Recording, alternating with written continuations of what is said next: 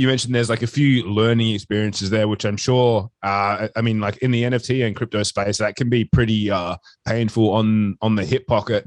Once you started to understand the space, what made projects kind of good and work and kind of grow from there, what were some of the first ones that you started looking at flipping and trading and really kind of leveraging? Because I know that a lot of people really get sometimes addicted to, they buy in something like, oh, this project sounds amazing, and they get like really precious with it, versus being like, well, do you treat it as like an asset? Do you try and treat it like a stock that you buy low, sell high? Like, how did you start thinking about it from that perspective?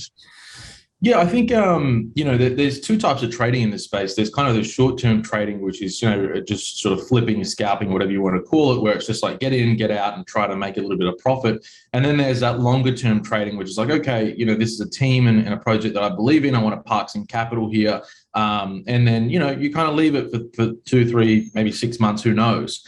I was kind of, I was a little bit late to the Bored Ape Yacht Club, and I saw them going at like 15, 20 ETH, and I was like, it's a little bit crazy. I'll leave it, and that's because I was busy in that flipping mindset. I thought, that's not really for, it's not really something I can flip too comfortably, and I hadn't really developed that idea of thinking about, okay, good teams, longer term investment, and starting to see it more as an asset. So, when you break down what those two categories are, the short term is really like, it's really just a supply demand equation. It's like, okay, I can see that if I manage to get my hands on one of these, it's going to be easy to move it on. Like there's a raffle for the allow list, for example, or I've got allow list through another collection. It's in some way or another, I've been lucky enough to be able to mint it or buy it, and I can see that the volume's crazy, the demand is crazy, and it's very likely that I'm going to get in and out with a bit of profit.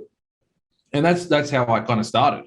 And then like I said, it became, okay, this team has got a lot of experience. These are some really great developers. They really understand brand user experience. They're really passionate about the space. They're backed by incredible investors.